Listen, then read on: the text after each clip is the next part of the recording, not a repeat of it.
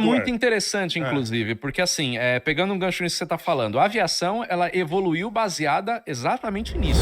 Eu não sei você, talvez você tenha outra opinião, que você tem contato com muitos pilotos e todo piloto que eu falo, ele fala a mesma coisa.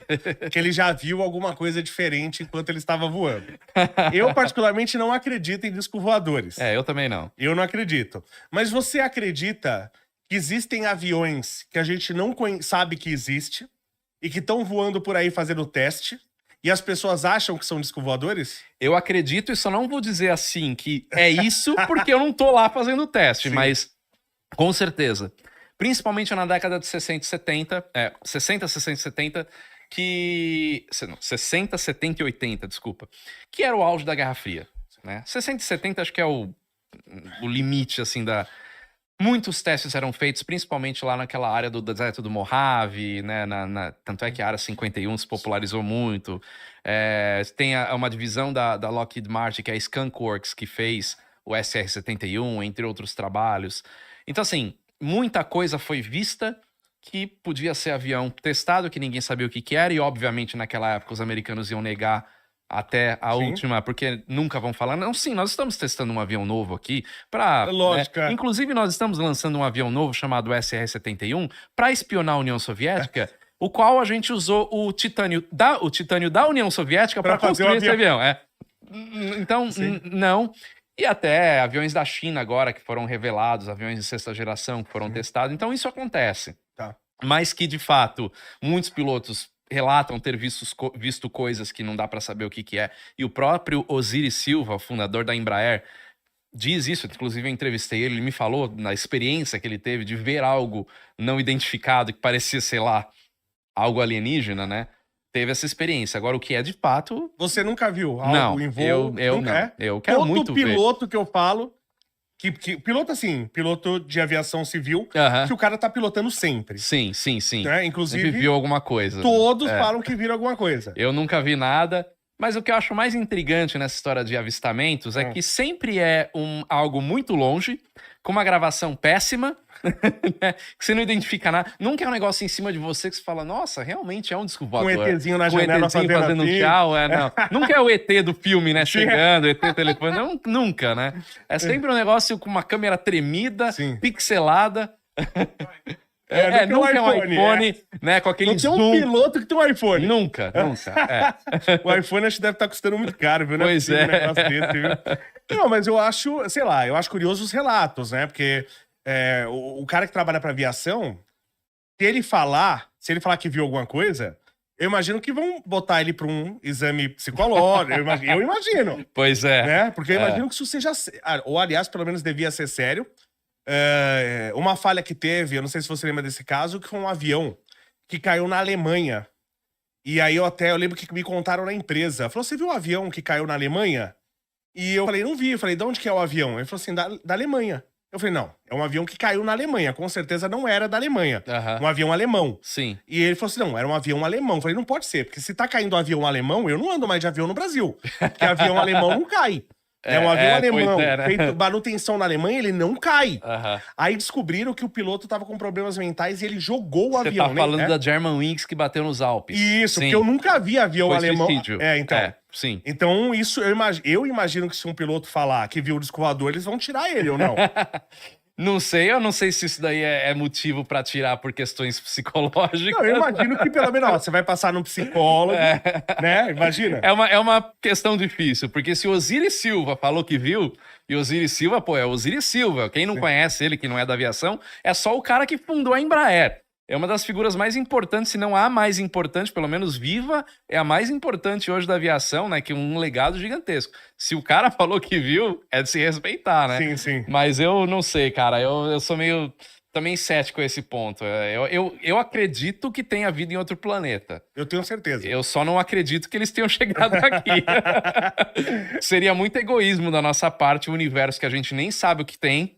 Né? Só nós aqui. Existir a gente. Só a gente estragando as coisas aqui, né? Eu tenho certeza que existe vida em outros planetas. Se eles estão chegando aqui. Mas se tem algum avião hoje conhecido que tenha formato, assim, de nave espacial... O próprio B2. O B2, se você vê ele... Não, se você vê... Delta, né? Se você vê ele na linha do horizonte, ele é um negócio chato, Ah, assim, sim, verdade. Então ele é... Mas Até algo... dá pra pegar foto aí, se der pra mostrar pra mostrar, galera aí, ó. Matheus? Colocar Coloca pessoal? um B2 no horizonte, sei lá como é que se pode escrever isso aí, mas ele parece muito um disco voador visto de frente, né? Agora, claro, visto de baixo, não. Ele parece uma asa mesmo. Não tem nada a ver com disco voador, Sim, né? sim, é. Se olhando Então, de cima, é verdade. mas, cara, hoje, óbvio, muita coisa da União Soviética, tanto dos Estados Unidos quanto da União Soviética, da Guerra Fria, eu digo, já foram reveladas, as pessoas sabem e tal, mas vai saber o que não passou por lá também, que talvez nem tenha sido revelado. Sim.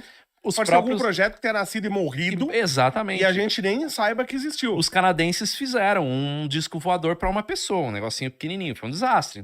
Aquele troço lá era impilotável. Eu cheguei a ver, o Avrocar, né? Era impilotável aquele troço lá, mas inventaram. Entendi. Né? Então... Porque tem coisas que a gente tá meio que batendo no limite da física, né? Eu falo isso pra bateria, né? Você usa bateria de lítio. O lítio tá lá no extremo esquerdo da tabela periódica, não tem o que usar mais pra conseguir mais DDP. Só se descobrir coisas que não existem. Um elemento não tem, não dá, tem, né? Não tem. Você não vai achar um elemento, pode achar elementos novos, mas não que vai substituir isso. Por exemplo, titânio. O titânio é o elemento, pensando como elemento metálico, que tem a maior resistência por densidade. Sim. Não tem outro pra eu usar no lugar do titânio. Tudo bem, podem aparecer ligas e tal. Sim, exatamente. Isso. Pode criar novos materiais, né? Isso. Ou novas até geometrias. Porque a dificuldade hoje, que o pessoal até não entende, fala, o pessoal acha que esse avião é novo. Né? Os conceitos de aerodinâmica que a gente já tem há um bom tempo. Claro que hoje a gente tem softwares e tal. Então, o que era pra ser inventado, já foi inventado. A gente tem que mudar paradigmas hoje. Exatamente. Então, o material não resiste mais não resiste velocidade a mais do que isso, do que, sei lá, 3.5 Mach, Mach 3.5, porque não resiste à temperatura. Então, eu vou criar um jeito de extrair temperatura mais rápido que ele ganha. Sim. Eu tenho que mudar o paradigma. Sim. Você faz uma troca de calor mais eficiente. Isso. Sim. E a gente não vê, assim, novos projetos em relação à geometria de avião também, né? Como eu falei, a gente não vê disco voador. Isso é muito interessante, inclusive, porque, assim, pegando um gancho nisso que você tá falando, a aviação, ela evoluiu baseada exatamente nisso, evolução de material. Sim. Né? Porque... Qual que era o material que o Santos Dumont usou? Bambu, seda japonesa, madeira, né?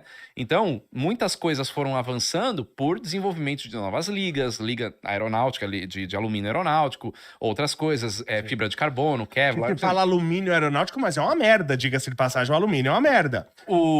Você diz em que sentido? Não, em termos de resistência de material, então ele é uma merda. Ele é, exatamente. Por quê? Porque ele tem que juntar duas coisas importantíssimas, que é resistência e leveza. Isso, e o alumínio nisso, ele tá lá por causa disso, porque ele é muito leve. Mas de resistência ele é uma droga. Não, se você comparar com outros materiais, por isso que a fibra de carbono substitui muito, hoje em dia, mas o ele alumínio. tem que ficar dependente da resina na fibra, né? Exatamente. E a resina, a resistência... E a resina tem, a fibra de carbono, né, o composto todo, ele tem as suas particularidades. Ele trinca, a manutenção é mais complicada, enfim, tem uma série de coisas ali. Mas a aviação, ela evoluiu baseado em tecnologia de material. Por isso que aviões que são desenvolvidos hoje só podem ser desenvolvidos hoje, porque 50, 60 anos atrás o material não existia, a tal liga não existia. Eficiência de combustível, eficiência de motor. Então foi isso que fez a aviação evoluir. Por que que por que que quase 40 anos atrás o B2 conseguiu voar de forma eficiente? Ele não é a primeira asa voadora. Asas voadoras começaram nos anos 30. Só que a asa voadora, a partir do momento que você tira a deriva, né, você tira o estabilizador horizontal, você desestabiliza aquilo. Então, para um ser humano pilotar uma asa voadora é muito difícil. Quando o B2 foi desenvolvido, já tinha fly-by-wire. Então, jogou isso na mão do computador. Entendi. E aí ele virou pilotável, porque tem o fly-by-wire, né? Então... a aviação, ela evolui em cima disso. Aí você começou a falar, eu comecei a falar pra cacete e esqueci o que você falou na pergunta que você fez. Que a gente não vê tanto sim, lembrei. Sim. É interessante que em 2006, um engenheiro americano muito famoso chamado Burt Rutan, ele desenvolveu aeronaves incríveis, inclusive o maior avião em termos de envergadura do mundo para lançar foguetes, essas coisas. Esse cara fez um TED Talks em 2006 e ele falou, desde o início da Guerra Fria, do início da Guerra Fria não, desde os anos 60, não se teve uma evolução justamente em termos de geometria como teve naquela época. Entendi. Se você pegar o avião comercial hoje, o que é o avião comercial hoje, a grosso modo? É um charuto, duas asas, motor embaixo. E é praticamente... A mesma Eu sei que coisa. você vai meter o pau, mas é praticamente o projeto do início do século, de 1900, dos irmãos Wright. A de geometria é praticamente a mesma coisa. Mais ou menos. Eu diria assim que... Vamos dizer assim, um charuto com asa, Isso. né? Tá mais pra Santos Dumont isso aí do que Irmãos Wright, mas tudo bem, a gente já chega nessa parte. Mas se a gente comparar com o primeiro avião de sucesso, nem o de sucesso, vamos comparar com o primeiro avião a jato, que foi o de Havilland Comet, que voou lá no final da década de 40. O Comet, o inglês que caía? O inglês, não? que caía. Esse se pedaçava em voo, esse mesmo. Cara, o avião de hoje, ele é a mesma coisa. Sim. Em termos de geometria, eu tô falando, né? Sim. Asa, motor nas asas, charuto e é isso. Alguma coisa pra dar propulsão e alguma coisa pra dar sustentação. É isso aí. Uma deriva e acabou. Sim. Entendeu? Então, de fato, o Burt Rutan falava isso daí. Cara, não teve uma evolução como uma asa voadora, como o B-2, ou como o SR-71, que foi um negócio completamente disruptivo, ou outros projetos soviéticos que você olha e fala... O que é isso, né? Ou motores a jato, quando a gente saiu da era do turbohélice do pistão e entrou na era do jato.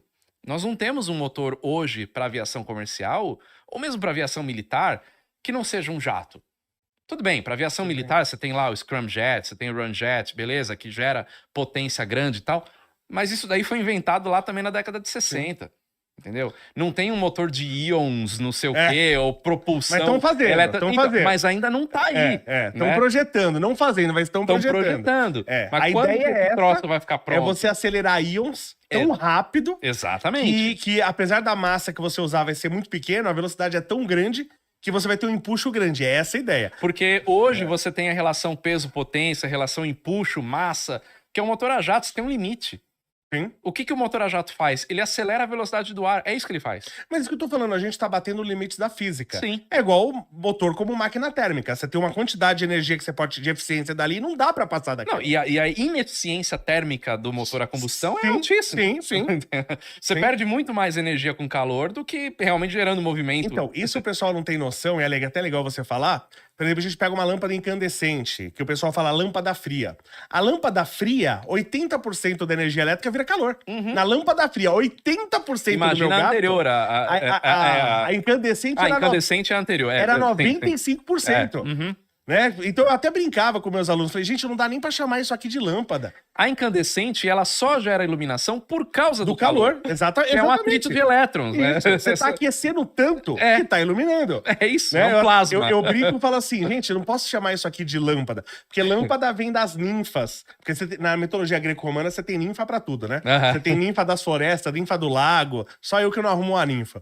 E você tinha a ninfa do mundo dos mortos, que elas iluminavam o caminho. E eram as lâmpades, que era gênero neutro.